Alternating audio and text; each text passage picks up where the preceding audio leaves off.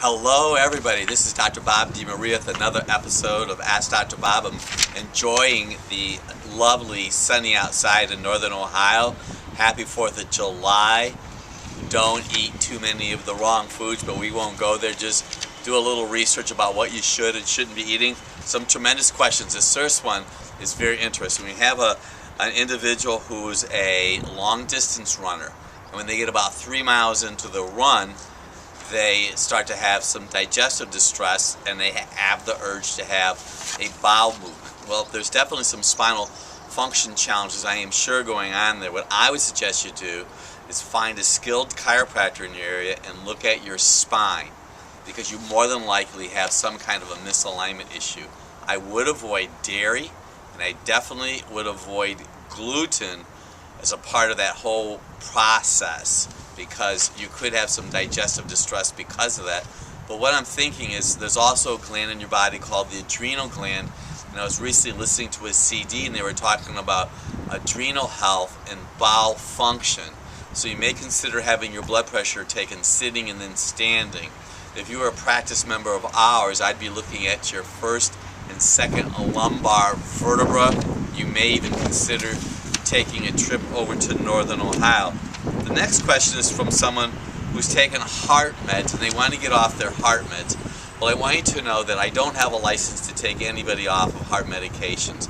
But in our practice, we have a tool called an acoustic cardiogram.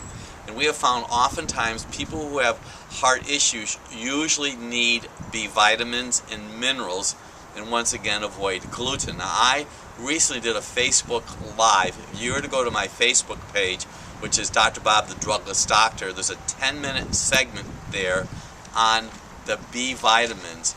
But we also would encourage you to do something called an acoustic cardiogram, and the acoustic cardiogram will tell us how heart function is working. The next question is about Hashimoto's, and I apologize for the machine, but that's what happens when you have live TV.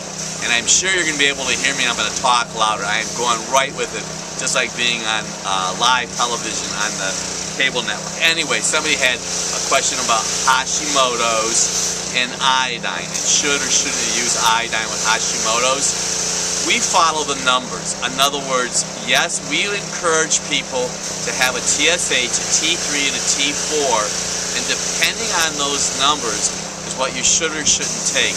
I would encourage you also to have a urine iodine loading test, because you may need iodine. You want to go slow with iodine. We use a liquid iodine that has micrograms of it in it.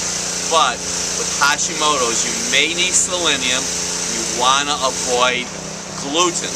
That's always the issue when it comes to Hashimoto's. We had somebody who wants to know about their diastolic blood pressure.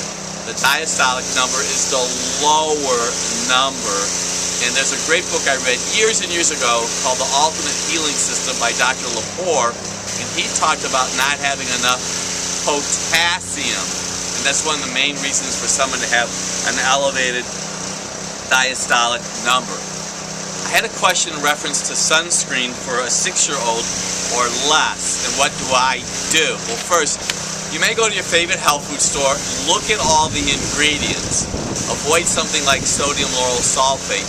But we have a product in our practice called Complete Care Spray, and they encourage that as a sunscreen. And I had someone just Tuesday tell me that their grandchild used the Complete Care Spray with wonderful success and minimize sun damage. The last question is, Dr. Bob, you've talked a lot about thinning hair lately. Where do I start to stop the loss of my hair?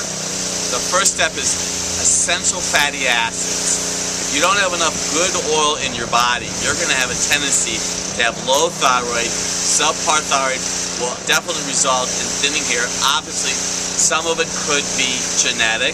Make sure you have enough minerals. Minerals are very important. You may consider even having a hair analysis, but you want to have enough oil. And if you're under stress, that will definitely compromise function. More on thinning hair later on. Enjoy your holiday weekend. This is Dr. Bob DeMaria.